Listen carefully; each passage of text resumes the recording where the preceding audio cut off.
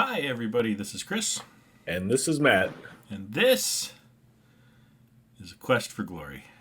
We're also talking about the game Quest for Glory, not just the podcast, which is a proverbial quest. Right, our never-ending quest for fame and glory. Yes. So far, so good. So far, so good. We're doing it.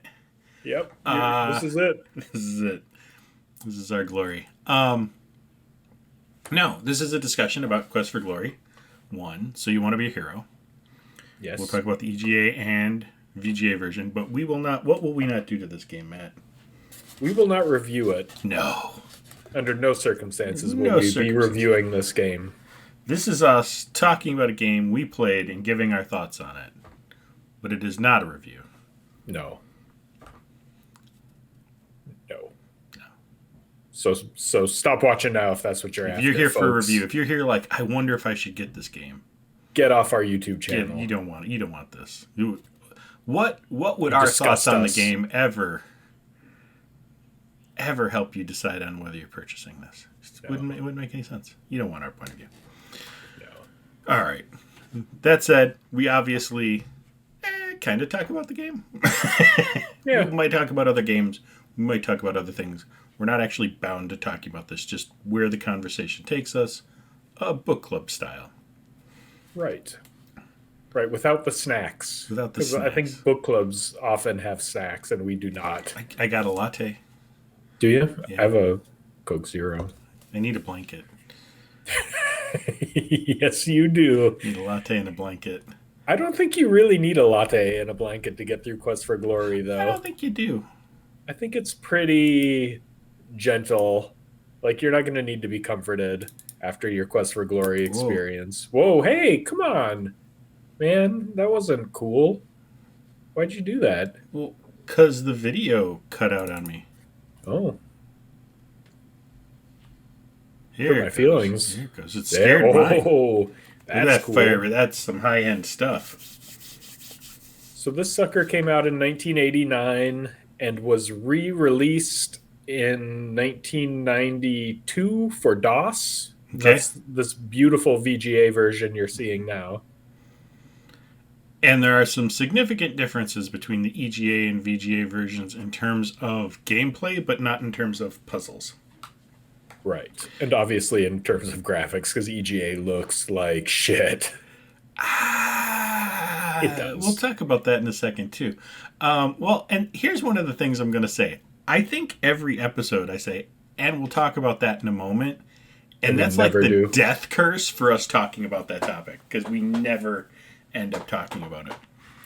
But I do genuinely believe we'll talk about, because I have video of both versions, so it will come up. That is due diligence, my friend. You really went all out for this one. You put your all in this thing. I banged around the VGA version, and that was it. I will say, short version between the VGA and EGA versions. If you're not really into these sort of old school puzzly games, you will have a better time with the VGA version than you will with the EGA version. The primary difference, and correct me if I'm wrong, as someone who only played the VGA version, but the EGA version has a text parser, whereas the VGA version has a click-through dialogue tree. Yes, and the text parser is not just dialogue, but also the commands and things you can do on the screen. So right, it's all menu/icon driven. Right, so if you want to climb a tree in the VGA version, you click on use and you click the tree and it will try to climb it. If you want to climb the tree in the EGA version, you have to type climb tree and know that you should try to climb the tree. And so this is my... If you want a true Quest for Glory experience, let me rephrase that. I even wrote this in the notes not to say that. A true Quest for Glory experience is whatever you had when you played Quest for Glory. Right. A full Quest for Glory experience, one that really puts you through everything from when it first came out in the original intent.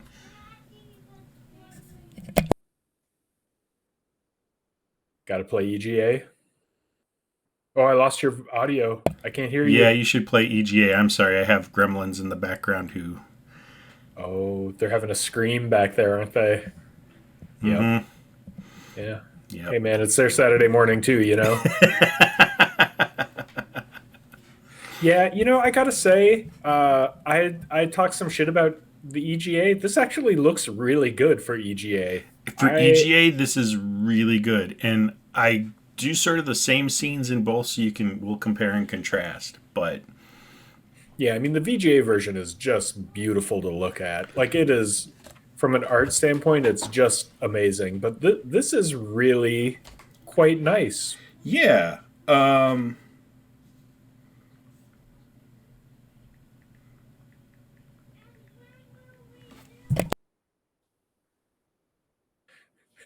You're muted again.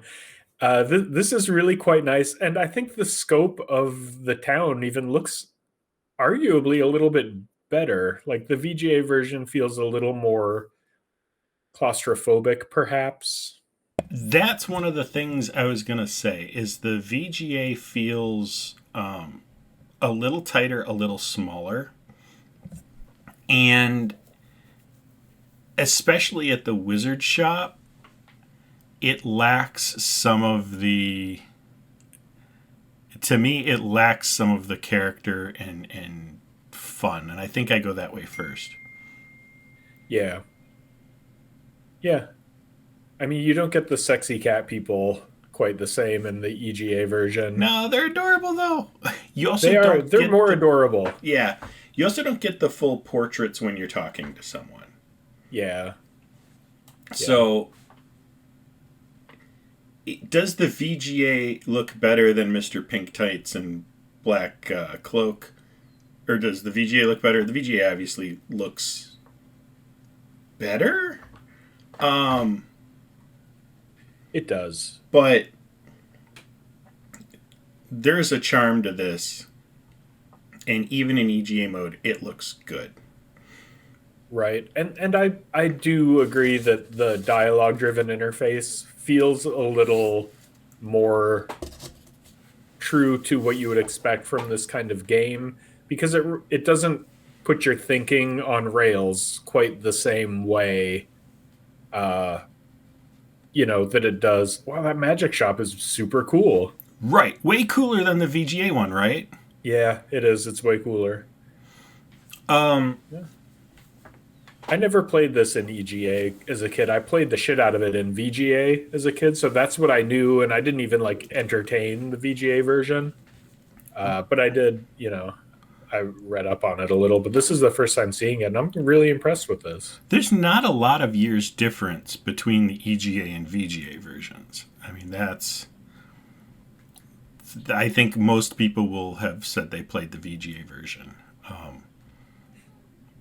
Yeah, this series was all to Corey and Lorianne Cole were the game designers for this, which is weird because, I mean, when you see this Sierra-like interface and everything, maybe you think, oh, this is going to be like King's Quest, and that's also like a husband and wife team. Yeah. Ken and Roberta Williams.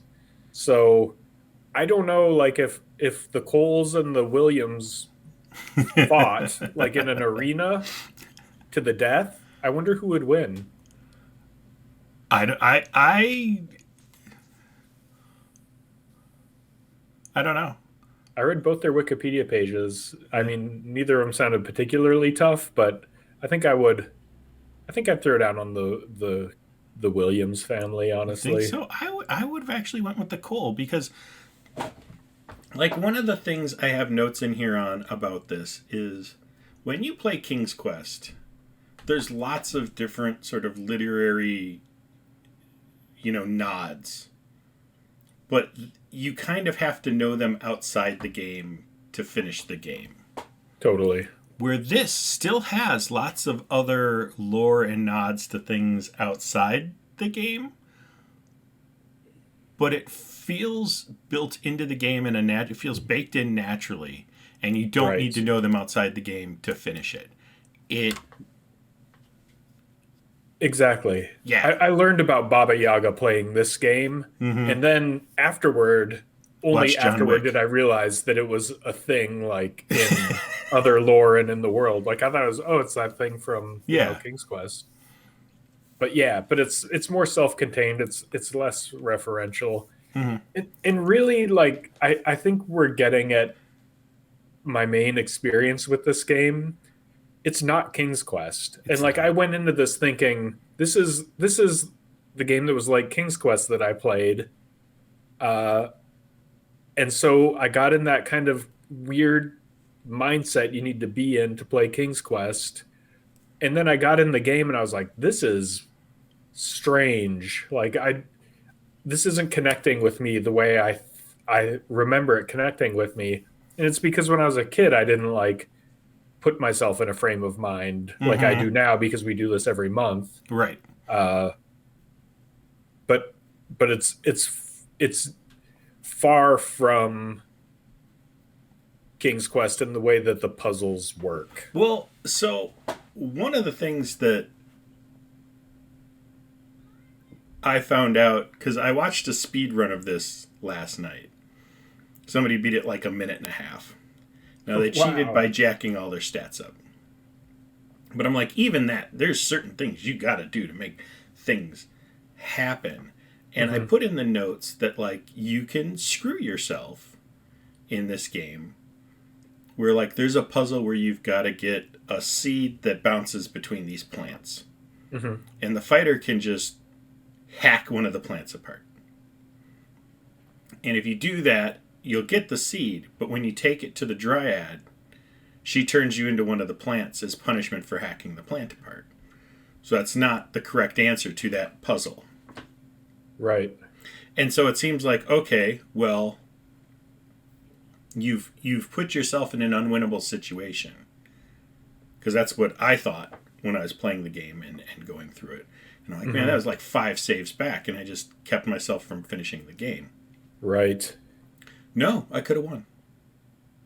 Really? Yep. It's a different ending. Oh. But you can win. I don't know if there's actually a way to completely put yourself in a completely unwinnable situation. There are better endings or worse endings based on whether you do all the things involved in the story of the game. But I don't know that you can. And almost all the puzzles have multiple paths to solve. But I think that's interesting. How do you win the game as a plant that spits out seeds? You basically skip the entire Dispel potion. Go through the Thieves Guild, fight the Brigand leader, and boogie on out. So you haven't saved either the Baron's kids. Right.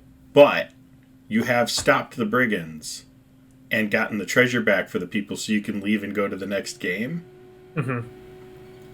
So you still get sort of an end screen, but less of it happens, and they do let you know, like, you got out of the valley, but it's still trapped with evil, so good job, hero?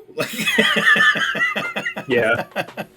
One of the things that I really love about this game is the tone.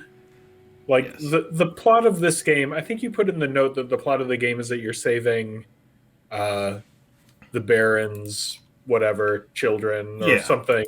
But really the plot of the game is that you just are like answering an ad that they need a hero in this town and you have no experience and you just show up. Yeah. And what's really funny about that is like the way your dude like stands and everything, he's just like very exudes heroism. But like the subtext is that he is in no way a true hero. He's just like figuring it out as he goes, and that's really it's fun. Like it's funny and it's enjoyable. You watch him fail at stuff, but also sort of stumble his way through things, and Yeah, he'll like stand there all proud, but then you try to make him climb a tree, and it's just like this pathetic display. It's really funny. Like it's and the dialogue is funny, and all the characters are really fully formed. They Hmm. have personalities. You like know what you're getting with all of them. It's really a fantastically designed game. Yeah. Like that's the mage shop here. It just doesn't feel inside feels okay. Hmm. It's fine. It's magey. It's got a little bit more of I don't know, something. But Yeah, that was not as cool as like thunder rolling over the ceiling and then she appears in a lightning bolt and right. And here you can see like how the dialogue is tree driven. Uh, So right. you don't really have to noodle anything out. Like the options of things you can talk about are right there, and like you're not gonna you're not gonna come by information naturally. You know. There were cases in the game like talking to the meeps Hmm. where like it shows one of the dialogue options is magic. I, I figured that out in the original game somehow, but it Hmm. wasn't something this playthrough on the VGA I had to remember because it just had it in the like I got to them, I figured out talking to them, and I'm like, oh look, I should ask them about this. Right. That the Meeps is the perfect example of the issue because like the Meep will give you a chunk of fur, and if you go meet the Meeps right away in the game, you can get the chunk of fur uh, right away. Mm-hmm. And I brought it right to the healer, not like right to the healer, but I was just like, what do I do with this fur? Maybe the healer wants it. And she took it. Yeah. But like you don't know until later in the game, and it's non-linear, so this might not entirely be true, but from my experience it was. Yeah. You don't find out much later in the game that she needs meat for a potion that you Right. need. And so that like narrative, thrust that gets you to get asking the meep about its fur is just like taken away from you. Yeah. And like so my experience is like, oh, that's what the meep fur is for. That's what Mm-hmm. that whole thing was, 2 hours ago. And you can go around like you can brute force your way just clicking on things on the screen until stuff works. Yeah. Um, that said, this is still a Sierra game, and there are do this thing that it offered you the option to do. It will kill you on the spot. Right. Right. That is true. And again, like the puzzles are very different than Mm-hmm. King's Quest. This is very like direct in a way. Yeah. Like the perfect example, and this is obviously a bunch of spoilers. Like Yeah, it's a puzzle we, game, so they should know this. This is another reason it's not a review. yeah. So like I played as the fighter, and at the beginning there's a puzzle where you need to like get the ring. You Hang want to say on one something? second. I want to talk about the screen for a second. Because look how you can kind of go off the bottom on this screen, and then you have to walk sideways to get off it. This is one Mhm. of the differences between the EGA and VGA screens, where the VGA looks better, but it doesn't necessarily convey the same information in a good way. That's very true. So, I'm But sorry, continue. but the cat people are way hotter in the VGA Oh, version. 100%, yeah. And this centaur ain't too bad No, either. you can ask her on a date. Man. Apparently, she's too Anyway, young, though. Anyway, right. So anyway, so Meep Fur did it out of uh, order. no. So you go to the healer's house, and like there's a nest, and you need to knock it down. And so you the way I beat it was by throwing rocks at it. Mm-hmm. And I threw a rock and the bird flew away. And Yeah. then I tried to climb and I couldn't climb. So I just kept throwing rocks at the nest. And then I knocked the nest down, got the key or the ring. Mm-hmm. Everything's fine. Well, later you have the thing with the spitting seeds. The way you solve that problem is by throwing a rock at it.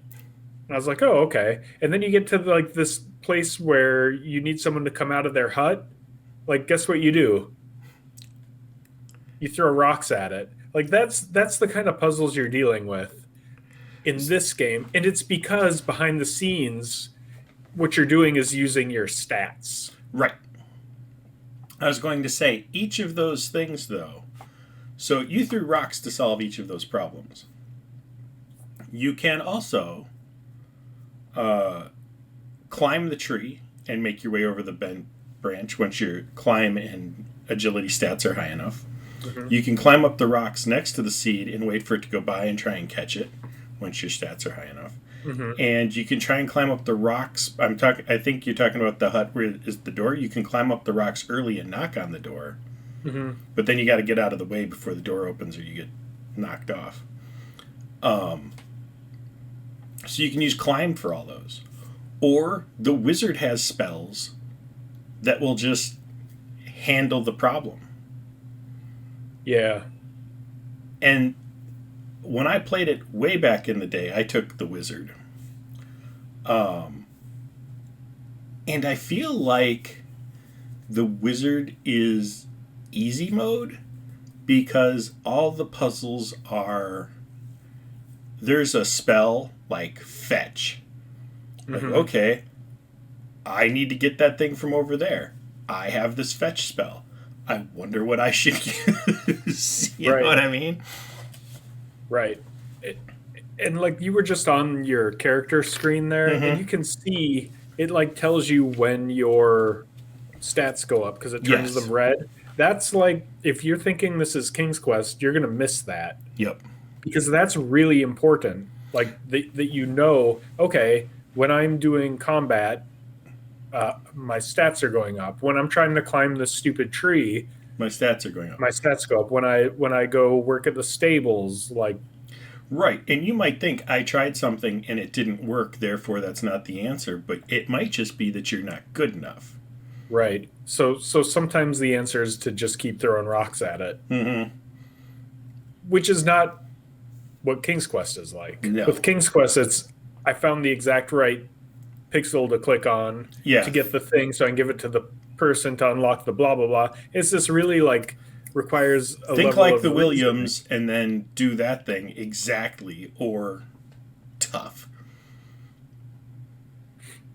And so that brings me to like, if you want that King's Quest experience, you shouldn't play this. But where this game is excellent is exploring a world, meeting the people, and like taking that trip of becoming the hero where you're clearly not a hero yet.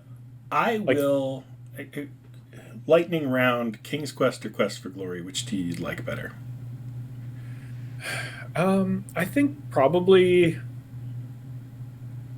I think if I'm trapped on a desert island, I'm gonna take the Quest for Glory games because I feel like there's more possibility. I feel like it's generally the worlds are more enjoyable in Quest for Glory.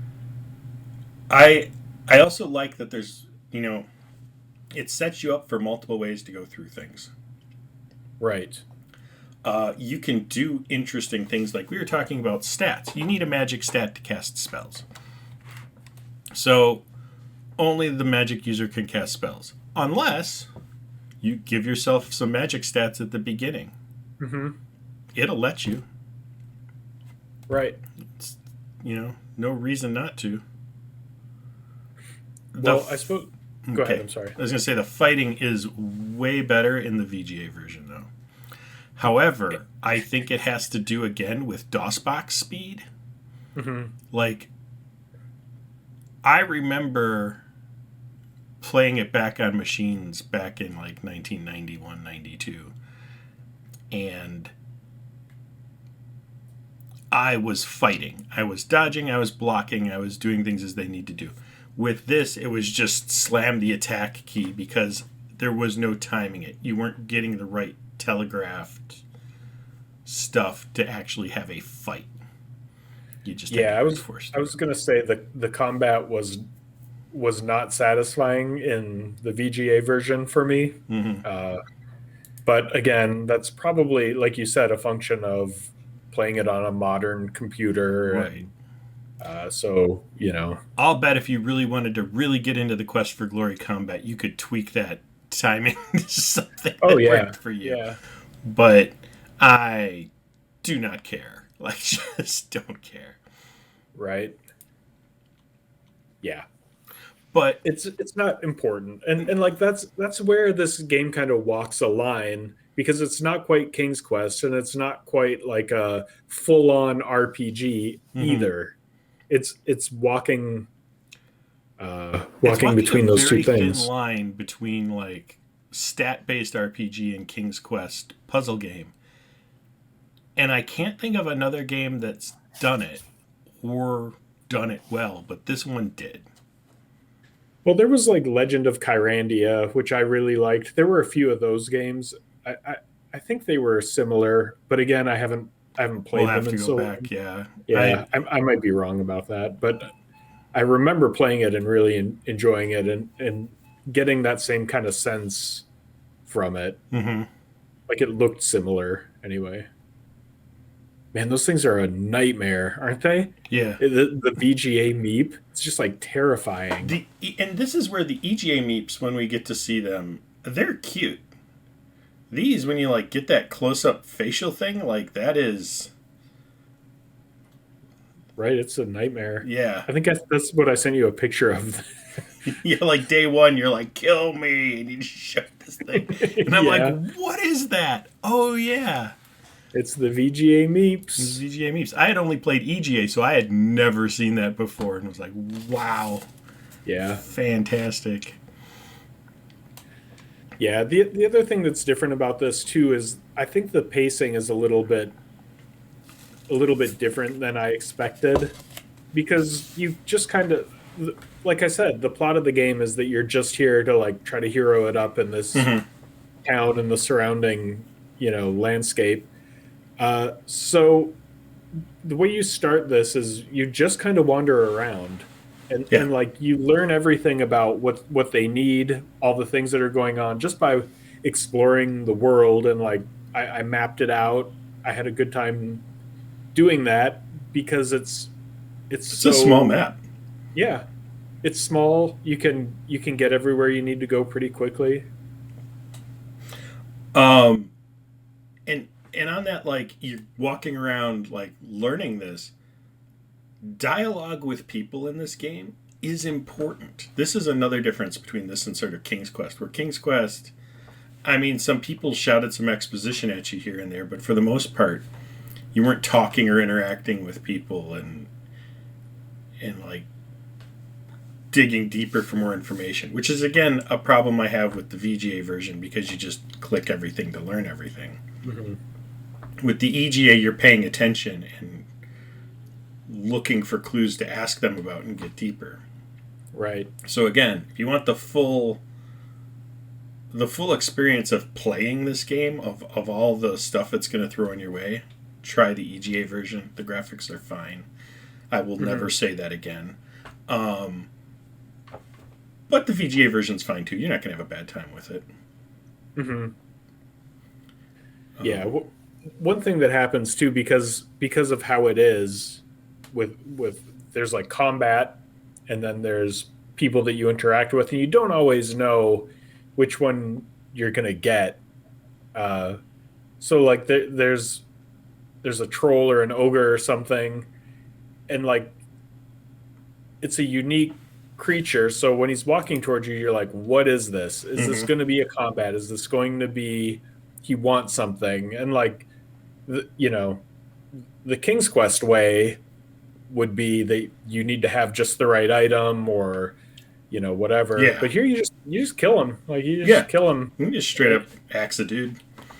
Yeah. And then you're like, how do I get into his chest? And you're like, oh yeah, well, throwing a rock at it didn't work, so I'll use my sword on it. And like, if you're the fighter, that's how you're solving these puzzles: throwing a rock at it, using your sword on it.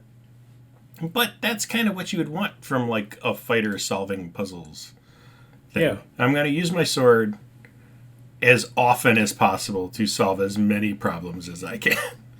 Yeah, Where the totally. wizard is like, what's the spell I need for this? And the thief is like, how can I just go around the problem?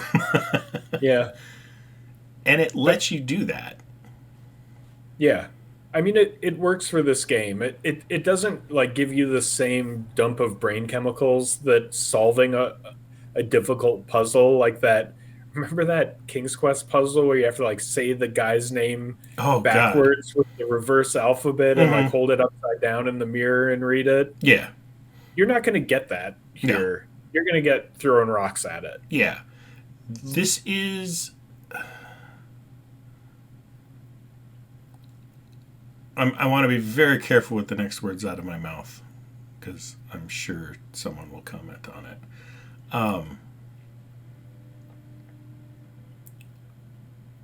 Obviously, you can die from like drinking the wrong drink in the bar, so this is not a LucasArts game, Mm-hmm. but it's closer. It's starting to move that direction. Right. Right. King's Quest, the main way King's Quest interacts with you is by killing you. Yes. Like that's how you learn. Yeah. You solve the puzzle wrong, you're dead. Right. Or worse, you solve the puzzle wrong, you'll find out in 5 days that you solved the puzzle wrong and can't finish. Right. Now, again, I would be interested. I didn't complete the game this time with a full 500 score. And I don't know if you can. I would be interested in what you would have to do to actually get the full 500. Because I didn't look anything up, so... Yeah, I got pretty far and then read a walkthrough. Mm-hmm. And one of the things that struck me too on the walkthrough was that I did things in a dramatically different order than the walkthrough specified. So I think it would really behoove you not to use a walkthrough for this because I think it's largely unnecessary. It is. Like it's about developing your stats, and maybe if you get really stuck, look it up. But I can't imagine being really stuck. Like once you understand that your initial thrust into this game is just going to be walking around, figuring out who's who, what's where, what people want. Then you won't, and don't go into it with the mindset of I'm going to be gated off by puzzle after puzzle, etc. Did I lose you? No. No. Oh, you're doing things. Let me see what else I have in the notes. So there's about 30 outdoor screens. That's it. It is.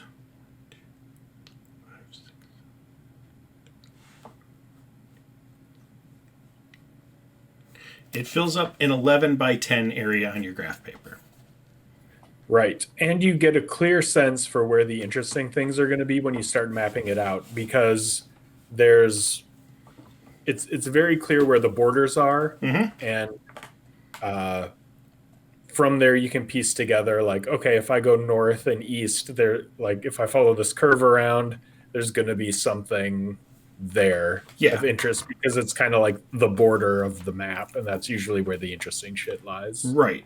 And there's very few places that are ever more than, I'm just looking here, I think there's only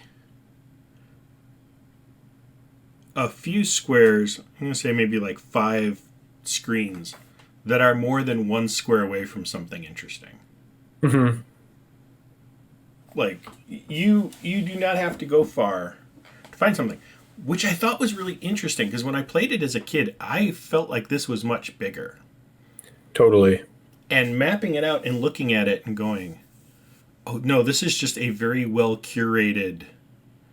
They have you like have to sneak around to get to some ways, like they force some paths on you to make it feel a little longer, but never too long. Like, you're not walking down, like, 8 tiles to get to one thing. It's like, I'm going to make you just kind of do a little jog. Just, like, you got to go around a corner. You don't just go straight in. Yeah, it's not like a maze. Like No. you can remember where things are. You can get back to places. Hmm. It's not like where the hell was that like ogre cave? Like where was it? Like you'll remember. Yeah, and if you just go to the outside and make your way around, you'll hit all the puzzles. Hmm.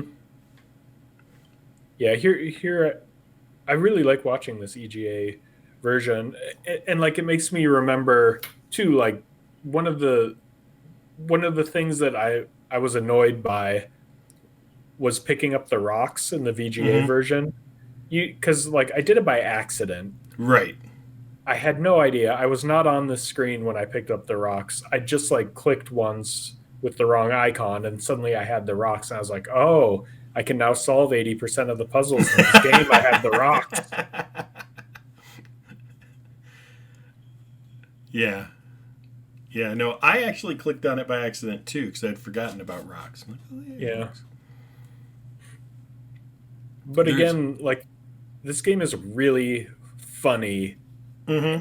and that is like it has a great tone, and the characters all have great great personalities. So it's worth no matter what version you play it, it's worth going into this world, I think, and experiencing it. Yeah. And just know that it's not a big puzzle game. It's like it's its own thing. Yeah. It's not a full role play. It's not a full, or I shouldn't say role play. It's not a full stat driven something. It is still a solve puzzles, but the puzzles are multiple solutions and pretty light, and you'll get a little bit of like, oh, I did it, but some of the puzzles at the end of the game get a little harder. Hmm. There were some definitely glitchy parts towards the end of the VGA version for me. Really? Like there's in the bandits hideout, there's a door where if you click on it, it wiggles for a second and then falls on you. Hmm. And how they do the wiggle is like they have it move slide left and then right a couple times. Just Hmm. the sprite itself moves left when you hit it and then like tries to slide back. And I thought I saw it slide left and then slide back and went, "Oh, I must need to keep clicking on it."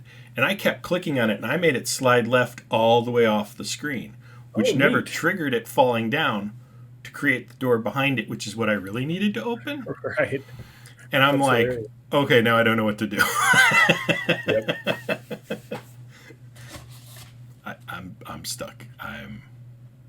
Huh.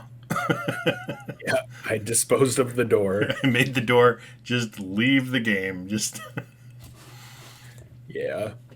But but it does a lot. Like we said, there's three characters. Uh, so now we'll play a new game mhm. that I made up just for this.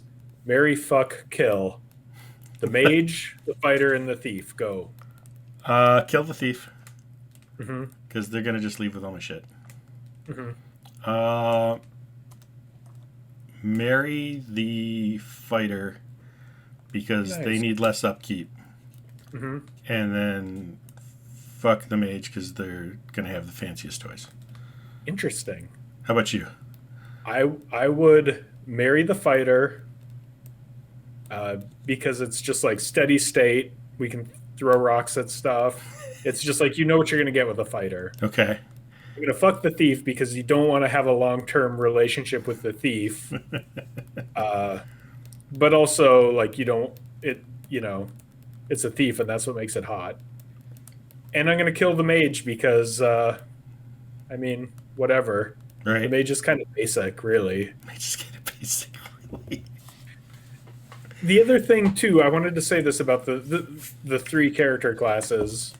Um, one thing I didn't really like was that there are things in this game that are for a certain character class, and I think there are times that you feel a little bit like you're missing out. Like the trapdoor in the bar is a perfect example. Like that's the thieves guild, and if you're the thief, you can get in there. Hmm. But if you're the fighter, I don't think you can. I think you if you try to get the password, you just get killed or something. Yeah, there are places that are 100%. You will not see them if you're the wrong class. Yeah. And there's a little feeling of missing out because you're like, oh, there's a guy sitting in a trapdoor. That's some compelling shit. Yeah. I want to be in a trapdoor. I want to be So play doing again with the stuff. thief. And if you Well, want to yeah, but do the wizard's game, come back and play with the mage. you don't know that when you're starting. The book does tell you like there are things that are only for certain people, Yeah, and you're gonna want to play all three. that's true. I think it is worth playing all three. It's short enough you can. Yeah. Like it really is. Like I think I finished this in under a week, and I did not give it a hard effort. Yeah. But I had already beaten it once before, so granted different class I beat it with, but I kind of came back. I'm like, okay, I got to do this thing here, and then the VGA version sped it up with me not having to deal with like Typing? the dialogue. Yeah. Yeah. It's got day-night cycles, which is cool because different stuff happens at night. I really enjoyed that. Yep. I really love these kind of natural locations that it gives you. There's a couple of them. Like the gardens are really beautiful. Yep. I like that about this game. The puzzles are sometimes time related, where you have to be in a certain place at a certain time to see things happen, or not be in a certain place at a certain time to not have something happen. But they're not many, they're not hard, and it does let you like wait.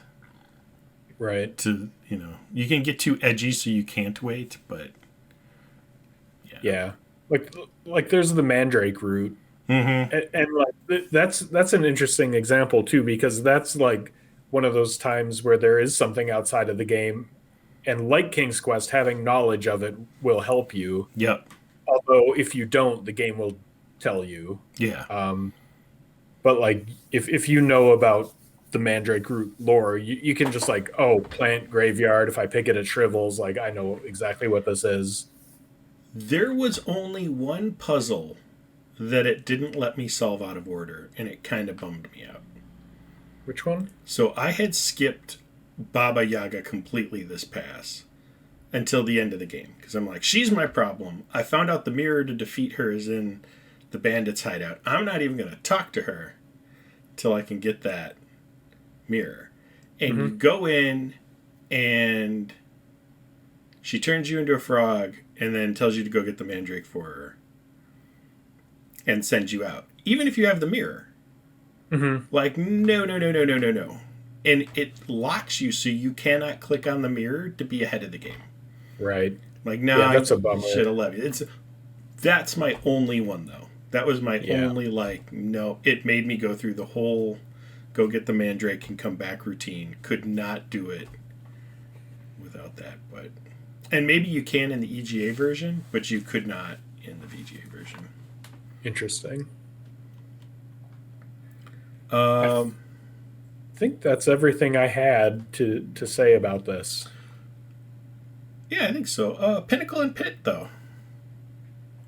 My pinnacle was I came into it with the feeling of being unsure what I was supposed to do, and I got a sense from the people in the town what was going on, but I wasn't faced with any kind of puzzle. So I just wandered around, and the first kind of odd thing I came to was the meeps, and the meeps were such a kind of what the fuck moment, and they were funny, like it had a personality, and it was weird. And I was like, okay, I remember playing this. I love that about this game. Yeah. The strangeness, the personalities, the tone. And then I like connected with this game, and I went on to have a good time with it. Did you throw rocks at the meeps? No. Could have solved the puzzle. You wasted a whole bunch of time there. No.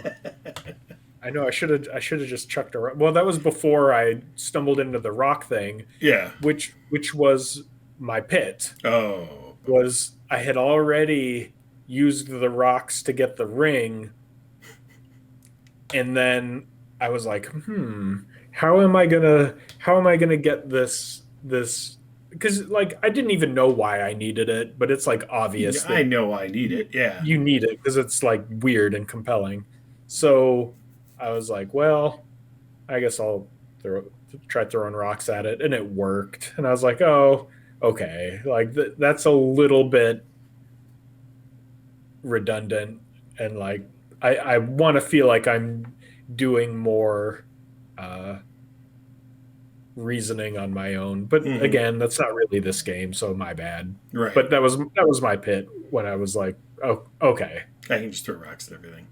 yeah, Uh, my peak was getting turned into a plant because I hacked up those spinning plants. Like yeah, that was just such a great like, oh, oh, oh my. right, Like my actions do have consequences. I can't brute force my way through everything. But my pit was also getting turned into a plant because I hacked up those spitters because that was a mistake I made 5 minutes ago, and it felt like a disrespect to my time. yeah, right. The nonlinear aspects of this game will let you Yeah. do that. So save often. That's some good advice if you're playing this, uh, and maybe have multiple save. Multiple saves is always a good idea. Yeah, Um, let's see what else do I got here. I wanted to talk about the experience stat. Like, there's an experience in your stats. It doesn't. There's no levels. It doesn't do anything other than just the higher it goes, you'll start seeing more and more dangerous creatures. mm. So, I don't know. That's the thing. Yeah, yeah, Uh, I found it interesting that like there's more bandits than townspeople. Like, right, and more right. goblins than townspeople. The town is not that big. Like, No. there's only a few people. Yeah, that is a very good point. Like, and Like I know there's maybe, supposed to be a spell that protects everybody in town from violence, but mhm, I don't know. I feel like you could just maybe wall it up and be like, I can't stab them, but I can let them starve to death, you know? right. Yeah, totally. Siege warfare, baby. Yep. What this game was missing. Yeah, that's when I played Quest for Glory. I'm like, where's my siege machines? Right. There were fun little surprise scenes in the VGA version. I don't remember what the surprise scenes were in the EGA version. But like, do you remember the show Dinosaurs? Oh yes. So the dad Not from drama. Dinosaurs walks down the path one time, or you can find the Loch Ness monster at the right time. There's Mhm. little stuff like that that it's just like, here's this weird out of character thing because it's a Sierra game, and Right. It's very very rich world too. yeah. And while those are a wink and a nod, and they don't necessarily feel like part of the game, they are still fun to run into. Yeah. Um, I'll say this time we talked about grinding stats up. When I played in the long, long ago, I ground my stats to double what I beat the game with this time. Yeah. I don't know what I was worried about last time, but like I would kill everything, I'd fight everything. I just made everything take way longer. I think I had to climb in the hundreds when I left last time for Right. I don't know why. Not really necessary. Not necessary at all. And not that rewarding. Like No. once you can climb the things that you need to climb, it's like, what does it matter if it's Hmm. any higher than that? You know, it's very pragmatic. Right. The last thing that we haven't mentioned, but I do think is cool, is when you finish the game, it's like, hey, you want to make a save file so you can take it to the next game? And Hmm. you can take this character and all their stats and send them to the next game and start them there, which Yeah, is that's great. great. So you can take your character through all the Quest for Glory games, Yeah. which I'm a fan of. Yeah, maybe we'll play the other one someday. I suspect. I'll make sure you finish this one first so you got a character to take with. Definitely. And make sure he's got his bag of rocks when he leaves. Yep. Right. So, yeah. And you don't have anything else on this game? I do not. All right. Then, as we've talked about in the past, our short game is the Lost Vikings. Yes. Platformer. Blizzard. Are you ready for this Blizzard one? now, right? It's not. Well, we'll talk about it later. Yeah, well, but yeah, Silicon and Synapse became one of the Blizzards, so yeah, it's now Blizzard. Oh, I didn't turn that off. Ooh, here comes the long game. You ready? Here it is. Syndicate. Cool. Sci-fi, action-ish, not shootery something? Like, I don't even know what to call it. But we'll play it and tell you. We won't review it, but we'll tell you how it made us feel and what our experiences were. Hang on. Oh, okay. I didn't show, I don't think, EGA Combat. Oh, yeah, we got to see EGA Combat. We owe it to the... yeah. What are their names? The viewers? No. Oh. Corey and we don't know the viewers anything. Nah. You knew what this was, viewers. I think this... Yeah, here it comes. Here we go. So, remember what VGA was... Did some damage before we start. Very cool. Oh, that's great. I love this.